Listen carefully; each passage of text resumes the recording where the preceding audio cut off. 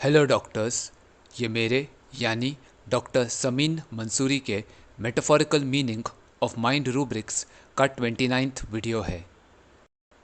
इस वीडियो का पहला rubric delusions, imaginations, hallucinations, illusions, his great toe is in controversy with his thumb doctor Kent's lectures on homoeopathic materia medica में दिया गया है और इसमें सिर्फ बैप्टिशिया दवाई दी गई है। दूसरा rubric delusions, imaginations, hallucinations, illusions, legs are conversing doctor Kent की रेपर्टरी में दिया गया है और इसमें भी सिर्फ बैप्टिशिया दवाई दी गई है। डिल्यूजन्स, इमेजिनेशंस, हेलुसिनेशंस, इल्यूजन्स, इन चारों टर्म्स के डिफरेंसेस को मैंने अपने हायोसाइमस के video delusions, chasing and driving peacocks में एक्सप्लेन किया है। उसका लिंक डिस्क्रिप्शन में है, तो आप उससे रेफर कर सकते हैं। ग्रेट टो, ये टर्म हमारे पैर की सबसे पहले वाली उंगली के लिए इस्तेमाल किया जाता है। बाकी डिजिट्स के मुकाबले में ग्रेट टो का साइज और शेप बड़ा होता है। ग्रेट टो हील और बाकी टोस के साथ मिलकर हमें ज़मीन पर चलते समय सही बैलेंस प्रोवाइड करता है। इसी से हम सही तरीके से और राइट डायरेक्शन में कदम उठाकर रख सकते हैं।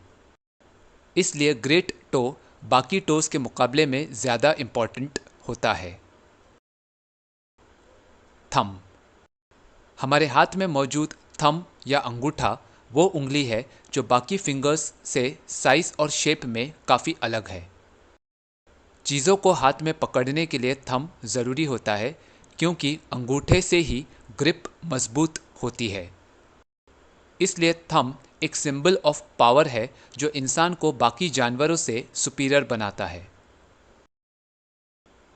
कंट्रोवर्सी, इस शब्द का मतलब है वो आर्ग्यूमेंट जिसमें बहुत से लोग किसी प्रभावित करने वाली या इम्पॉर्टेंट बात से स्ट्रांगली डिसअग्री करते हैं और इस असहमति के कारण ये गर्मागर्म चर्चा लंबे समय तक चलती है। लेग्स, ये वो लिम्स हैं जिसे हम चलने के लिए इस्तेमाल करते हैं। जब इंसान चलता है तो इसके दो मतलब होते हैं। पहला, वो अपने लेग्स के द्वारा कहीं जाना या पहुंचना चाहता है। दूसरा, इसे मेटाफोरिकली समझें तो इंसान अपने बलबूते पर अपनी लाइफ में सफलता हासिल करने के लिए जो करियर चूज करता है उस पर चलकर सक्सेस अचीव करना। इन दोनों मकसद को पूरा करने के लिए लेग्स की ज़रूरत पड़ती है। कॉन्वर्सिंग, इस शब्द का मतलब है दो या उससे अधिक लोगों के बीच बातचीत जिसमें एक दूसरे के व्यूज़ और ओपिनियंस शब्दों के द्वारा एक फ्रेंडली तरीके से कन्वे किए जाते हैं। तो इस rubric delusions, imaginations, hallucinations, illusions, his great toe is in controversy with his thumb को लिटरली समझें तो बैप्टिशिया पेशेंट को ये गलतफहमी होती है कि उसके पैर का बिग टो उसी के थंब से किसी बात को लेकर हुए डिसअग्रीमेंट के कारण काफ़ी समय से आर्ग्यू कर रहा है। लेकिन इस रूब्रिक का मेटाफोरिकल मीनिंग ये है कि बैप्टिशिया पेशेंट के अनुसार उसकी बॉडी के दो पावरफुल पार्ट्स एक दूसरे से बहस कर रहे हैं। एक है थंब जो चीज़ों पर पकड़ मजबूत बनाता है और दूसरा है ग्रेट टो जो चलते समय बैलेंस मेंटेन करता है।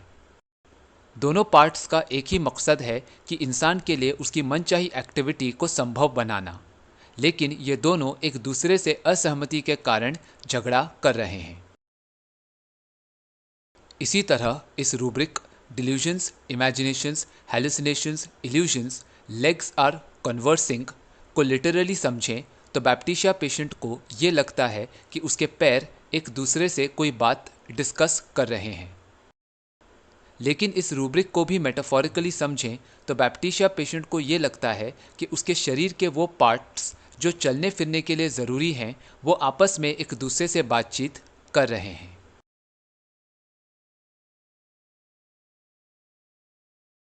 एग्जाम्पल 1, 45 साल का मेल पेशेंट बोला, डॉक्टर मुझे हाई ब्लड प्रेशर की तकलीफ़ है और मैं उसके लिए दवा भी ले रहा हूँ। कभी कभी मुझे सीने में दर्द भी महसूस होता है और मुझे डर लगता है कि कहीं कोई दिल की बीमारी न हो जाए, क्योंकि अक्सर हाई बीपी के कारण हार्ट अटैक हो सकता है ना। साथ ही जब मैं इस चेस्ट पेन के बारे में सोचता हूँ तब मेरा दर्द बढ़ जाता है। फिर पेशेंट बोला, ये बीपी की तकलीफ 2 साल पहले शुरू हुई थी। मेरे डैड को डायबिटीज़ था और जब उनका शुगर दवा के बावजूद कंट्रोल में नहीं आ रहा था तब उन्हें हॉस्पिटल में एडमिट करना पड़ा था, लेकिन फिर उन्हें डिस्चार्ज मिल गया था। एक दिन जब मैं आउट ऑफ टाउन था तब मुझे फ़ोन पर खबर मिली कि मेरे डैड को दोबारा हॉस्पिटलाइज करना पड़ा, लेकिन इस बार जिस बात का डर था वही हुआ और उनकी डेथ हो गई।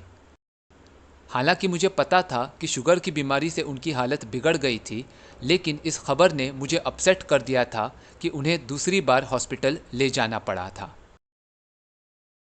अब डैड की डेथ के बाद हमारी फैक्ट्री में प्रॉब्लम्स शुरू हो गए हैं। मेरे बड़े भाई ने डैड की बीमारी के टाइम से फैक्ट्री का कामकाज संभाला था, क्योंकि वो हम सब सिबलिंग्स में सबसे एल्डेस्ट थे। आज भी फैक्ट्री में उन्हीं की मर्जी चलती है, लेकिन वो वर्कर्स को बोनस नहीं देना चाहते हैं। वो मजदूरों को सिर्फ मामूली काम करने वाला समझते हैं। लेकिन मेरा छोटा भाई, जो वर्कर्स का यूनियन लीडर है, इस बात से सहमत नहीं है। उसका कहना है कि फैक्ट्री को जो भी फायदा होता है उसका एक हिस्सा मजदूरों को भी मिलना चाहिए। इसलिए इस बात को लेकर छोटा भाई बड़े भाई से भिड़ गया है और दोनों के बीच में इतना प्रॉब्लम चल रहा है कि क्या बताऊं। अब तो ऐसा हाल हो गया है कि बड़े भाई फैक्ट्री का बंटवारा चाहते हैं। छोटे भाई ने भी हाँ कह दिया है। वैसे अभी मामला कोर्ट में है, लेकिन डॉक्टर, इस बात से मैं बहुत परेशान हूँ। जब डैड जिंदा थे तब हम सब भाई बहन एक साथ एक ही छत के नीचे रहते थे, लेकिन पिताजी की डेथ के बाद मुझे ऐसा लगता है कि हमारा पूरा परिवार बिखर गया है। अब दोनों भाई अपने अपने बीवी बच्चों के साथ आराम से खुद का अलग घर और अलग बिजनेस सेटअप करना चाहते हैं, और इन सब के कारण मैं बेचैन रहता हूँ कि आखिर मुझे ऐसा क्या करना चाहिए जिससे मेरा परिवार फिर से एक साथ हो जाए। इसी वजह से स्लीपिंग पिल्स लेकर 8 घंटे सोने के बाद भी मुझको ऐसा लगता है कि मेरी नींद पूरी नहीं हुई है और मुझे 1 या 2 घंटे और सोना चाहिए। फाइनली पेशेंट बोला, डॉक्टर, मैं होम्योपैथिक इलाज इसलिए करवाना चाहता हूँ क्योंकि अंग्रेज़ी दवा तो केमिकल्स है ना, और जब ये खून के ज़रिए पूरे शरीर में फैलते हैं तब इनसे नुकसान होता है ना। तो इस केस में पेशेंट को हाइपरटेंशन है और इसी कारण सीने में दर्द के समय पेशेंट को ये डर लगता है कि कहीं उसे दिल की बीमारी ना हो जाए। इसलिए ये रूब्रिक है fear of heart disease. Patient ने बताया कि जब भी वो अपने चेस्ट पेन के बारे में सोचता है तब वो दर्द बढ़ जाता है। इसलिए ये रूब्रिक है thinking of complaints of pains aggravates. Patient के अनुसार उसके हाई बीपी की प्रॉब्लम उसके पिता की डेथ के बाद नहीं, बल्कि उनके हॉस्पिटलाइज होने की खबर सुनने के बाद से शुरू हुई। इसलिए ये रूब्रिक है elements from bad news. Patient का बड़ा भाई सारे सिबलिंग्स में सबसे ज़्यादा स्ट्रांग है और इसलिए वो फैक्ट्री का बॉस है। साथ ही बड़ा भाई वर्कर्स को मामूली और अनइम्पॉर्टेंट समझता है, जबकि छोटा भाई वर्कर्स का सबसे बड़ा सपोर्टर है। वर्कर्स छोटे भाई को लीडर मानते हुए फैक्ट्री में काम करते हैं, जिससे कि प्रोडक्शन और प्रॉफिट जनरेट होता है, मतलब बिजनेस आगे बढ़ता है। ये दोनों लोग पेशेंट के भाई हैं, यानी पेशेंट की अपनी फैमिली का हिस्सा है, और इसलिए पेशेंट इन्हें अपना मानता है। लेकिन अब दोनों भाइयों में वर्कर्स को बोनस देने की बात पर विवाद चल रहा है। इसे मेटाफोरिकली समझें तो बड़ा भाई थंब के समान है जो बाकी सिबलिंग्स से ज़्यादा पावरफुल है, और छोटा भाई ग्रेट टो है जो वर्कर्स का लीडर है। बड़ा भाई वर्कर्स को टोस की तरह इन्फीरियर समझता है और इसलिए उन्हें बोनस नहीं देना चाहता। इस बात पर दोनों भाइयों के बीच आर्ग्यूमेंट बहुत ज़्यादा बढ़ गया है, क्योंकि ये मामला बहुत सारे वर्कर्स के साथ जुड़ा हुआ है। इसलिए जब पेशेंट ये देखता है कि उसके अपने भाई ऐसे लड़ झगड़ रहे हैं तो उसके लिए रूब्रिक है delusions, his great toe is in controversy with his thumb. Patient ने बताया कि उसका परिवार जो उसके डैड के समय एकजुट था अब बिखर रहा है क्योंकि बड़े और छोटे दोनों भाइयों ने बिजनेस का बंटवारा करने का फैसला कर लिया है। अब वो लोग अपना अलग घर बसाना चाहते हैं। ये बात पेशेंट को हर्ट कर रही है और अब वो इसी वजह से करवट बदलता रहता है, मतलब बेचैन है कि वो अपने इस बिखरे हुए परिवार को कैसे एकत्रित करे ताकि सब लोग पहले ही की तरह एक साथ रहें। इसलिए ये रूब्रिक है delusions, body scattered about bed, tossed about to get pieces together. यहाँ बॉडी सिर्फ ह्यूमन बॉडी या शरीर नहीं बल्कि एक यूनिट है जिसमें कई लोग किसी रिश्ते या मकसद से जुड़े होने के कारण एक साथ रहते हैं और मिलजुल कर काम करते हैं। पेशेंट के अनुसार उसके परिवार के लोगों का अपना अलग घर बसाने का मतलब है कि बॉडी के पार्ट्स स्कैटर यानी बिखर गए हैं और वो उन सबको एक साथ लाने की कोशिश कर रहा है। नींद पूरी कर लेने के बावजूद पेशेंट खुद को फ्रेश महसूस नहीं करता है और इसलिए वो थोड़ी देर और सोना चाहता है। इसलिए ये रूब्रिक है delusions, sleep, he had not slept enough. Finally patient के अनुसार अंग्रेजी दवा में केमिकल्स होते हैं जो पूरे शरीर में सर्कुलेट होते हैं और इसलिए नुकसान पहुंचाते हैं। यहाँ ये टॉक्सिन्स शरीर के किसी एक ऑर्गन या सिस्टम की बजाय पूरी बॉडी के लिए हार्मफुल होते हैं। इसलिए ये रूब्रिक है फियर ऑफ बीइंग पॉइजन्ड। एग्जाम्पल 2। 60 साल का मेल पेशेंट आया और बोला मुझे जोड़ों में दर्द होते रहता है। उसकी रिपोर्ट्स के अनुसार यूरिक एसिड काफ़ी हाई था, मतलब उसे गाउट की तकलीफ थी।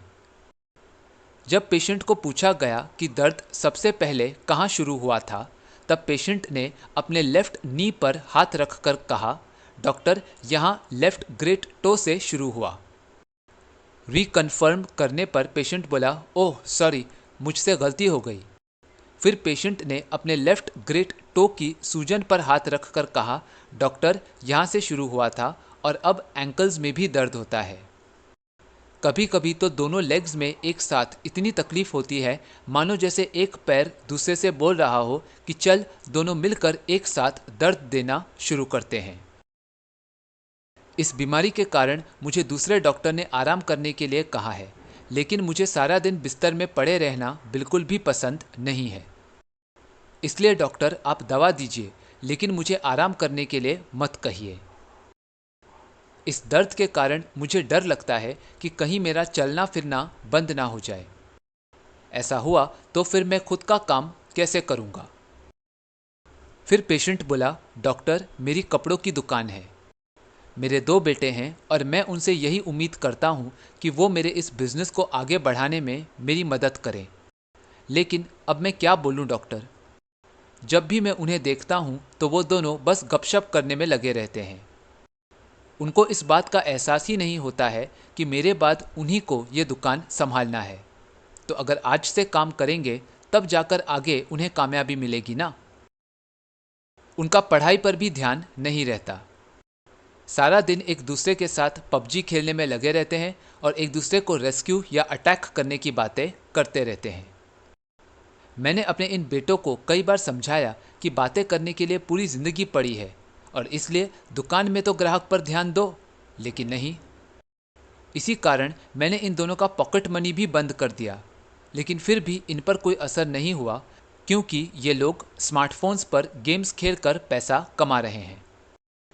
अब तो मुझे यही लगता है कि मैं चाहकर भी इन्हें कभी सुधार नहीं सकता क्योंकि इन्हें सही रास्ते पर लाने के मेरे सारे प्लान्स गलत हैं। तभी तो मुझे सिर्फ नाकामी ही मिल रही है ना। फाइनली पेशेंट बोला, मुझे तो लगता है कि जब मैं मरूंगा ना तभी मेरे बेटों को अपनी गलती का एहसास होगा। मौत ही मेरी सारी समस्याओं का एकमात्र समाधान है। तो इस केस में जब पेशेंट से गाउटी पेन्स की ओरिजिनल साइट के बारे में पूछा गया तब पेशेंट ने गलत जगह बताया। लेफ्ट ग्रेट टो की तरफ पॉइंट करने के बजाय पेशेंट ने अपने घुटने की तरफ इशारा किया और रीकन्फर्म करने पर पेशेंट को अपनी गलती का एहसास हुआ। इसलिए ये रूब्रिक है मिस्टेक्स मेकिंग इन लोकेलिटीज। दर्द के समय पेशेंट को ऐसा लगता है जैसे उसके लेग्स एक दूसरे से बातें कर रहे हैं। साथ ही पेशेंट अपने दोनों बेटों से ये एक्सपेक्ट कर रहा है कि वो उसके बिजनेस को आगे ले जाएं, लेकिन वो दोनों बस आपस में गपशप करते रहते हैं। इसे मेटाफोरिकली समझें तो पेशेंट के लिए उसके दोनों बेटे लेग्स की तरह हैं, जिनसे वो अपने व्यापार को और भी सफल बनाने की उम्मीद रखता है, लेकिन वो दोनों बस एक दूसरे से बातें करने में बिजी रहते हैं। यानी जिन बॉडी पार्ट्स पर बिजनेस को सही ढंग से चलाने की और उसे आगे बढ़ाने की जिम्मेदारी है, वो अपना ये काम छोड़कर सिर्फ बातें करते रहते हैं। इसलिए ये रूब्रिक है delusions legs are conversing. Patient को बेड रेस्ट बिल्कुल भी पसंद नहीं है और वो डॉक्टर को भी उसे आराम करने की एडवाइस देने से मना करता है। इसलिए ये रूब्रिक है bed aversion to shuns.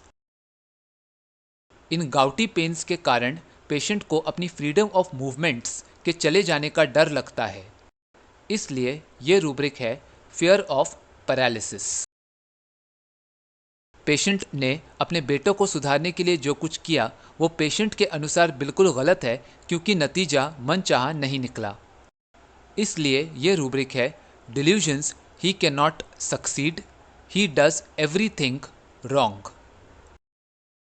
Finally patient को ये यकीन है कि उसके मरने के बाद ही उसकी सारी प्रॉब्लम्स दूर होंगी।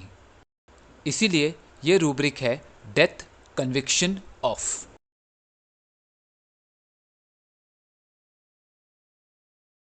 सो टू समराइज, बैप्टिशिया पेशेंट अपने परिवार के लिए काम करता रहता है। इसलिए उसे हमेशा ये लगता है कि उसके हाथ और पैर उसके लिए नहीं बल्कि दूसरों का काम करने के लिए ही बने हैं। जब पेशेंट इन सब कामों के बारे में बहुत ज़्यादा एक्साइटेड होता है या उसे बुखार चढ़ जाता है, तब वो बहुत सारी बातें करने लगता है। लेकिन जब पेशेंट को अपने परिवार से मनचाही मदद नहीं मिलती, तब उसे ऐसा लगता है कि जैसे उसकी फैमिली ने पेशेंट से अपने सारे रिश्ते अलग कर लिए हैं। अब यही पेशेंट जो कभी बकबक करते रहता था, एकदम से चुप हो जाता है और यहाँ तक कि अपनी बीमारी के बारे में भी बात करना पसंद नहीं करता। पेशेंट का अपने कामकाज में भी मन नहीं लगता और वो सब कुछ छोड़कर बस एक जगह से दूसरी जगह बिना किसी मंजिल के भटकते रहना चाहता है। फाइनली जब पेशेंट को लगता है कि उसने सब गलत किया है और इसलिए वो कभी सफल नहीं हो सकता है, तब वो हालात के ठीक होने की सारी उम्मीदें पूरी तरह से छोड़ देता है। Delusions arms do not belong to her.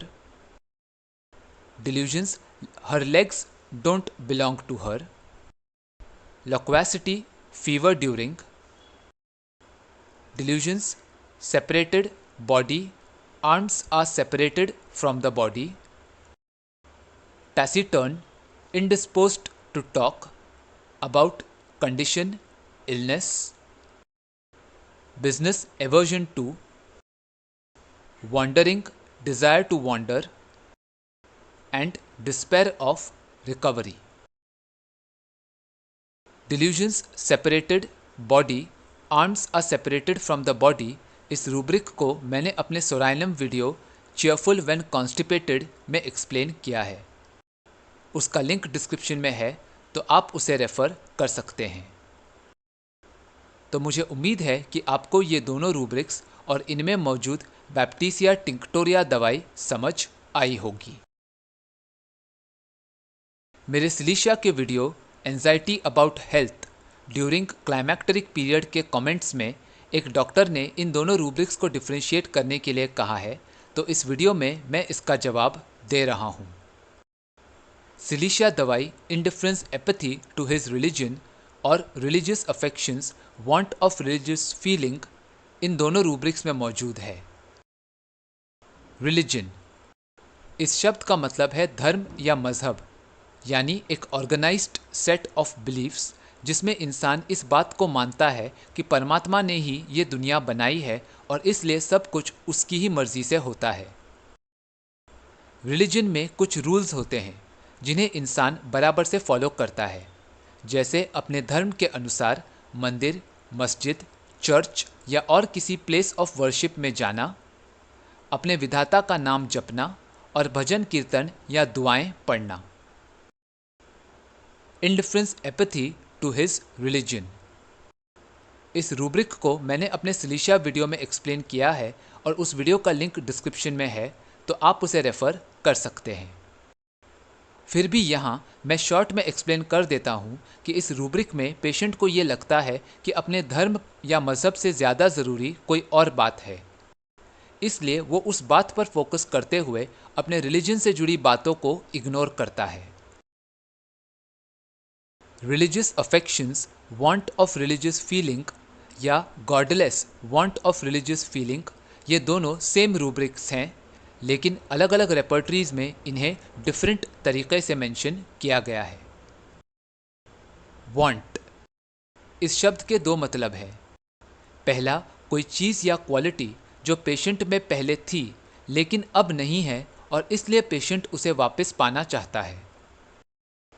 दूसरा, पेशेंट के बर्ताव में किसी ऐसी बात की कमी महसूस होना जिसे देखकर पेशेंट को जानने वाले या डॉक्टर को ये लगे कि पेशेंट में बिहेवियरल चेंज की सख्त ज़रूरत है। इस रूब्रिक को पेशेंट दो तरह से एक्सप्रेस कर सकता है। एग्जाम्पल 1, पेशेंट बोला, डॉक्टर, पहले मैं परमात्मा को बहुत मानता था और रोज़ मंदिर जाता था। इस बीमारी के लिए मैंने दवा के साथ पूजा पाठ भी किया, लेकिन जब मेरी तकलीफ़ ठीक नहीं हुई तब से मेरा तो विधाता से विश्वास ही उठ गया है और मैंने मंदिर जाना बिल्कुल छोड़ दिया है।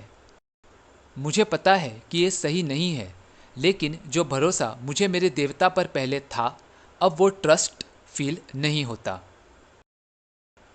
यहाँ पेशेंट ने बताया कि वो पहले रिलीजियस था, लेकिन अब उसमें वो फीलिंग मिसिंग है और ये बात पेशेंट के अनुसार गलत है।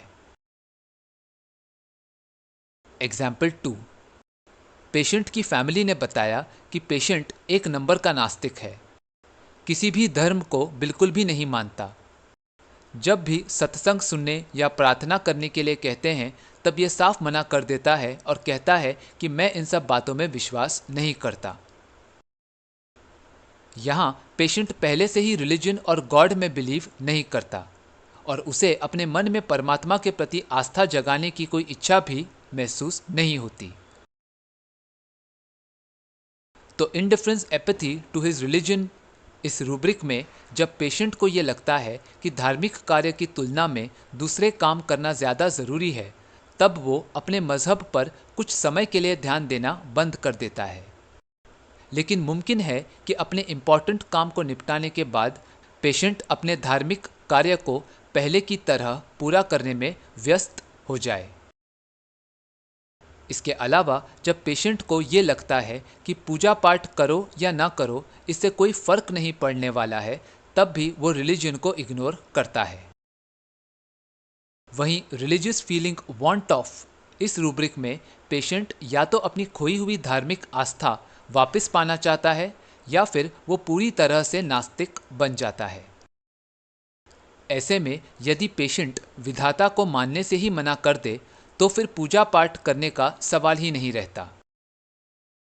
तो मुझे उम्मीद है कि मेरे इस एक्सप्लेनेशन से इन दोनों रूब्रिक्स के डिफरेंसेस आपको समझ आए हैं। अगर ये वीडियो पसंद आया तो उसे लाइक और शेयर करें और मेरे इस YouTube चैनल को सब्सक्राइब करें। वीडियो या होम्योपैथी से जुड़े आपके कोई भी सवाल हो या आप फीडबैक देना चाहें तो मुझे कमेंट्स में बताएं। मैं आपके सवालों का जवाब देने की पूरी कोशिश करूंगा। Thank you for watching.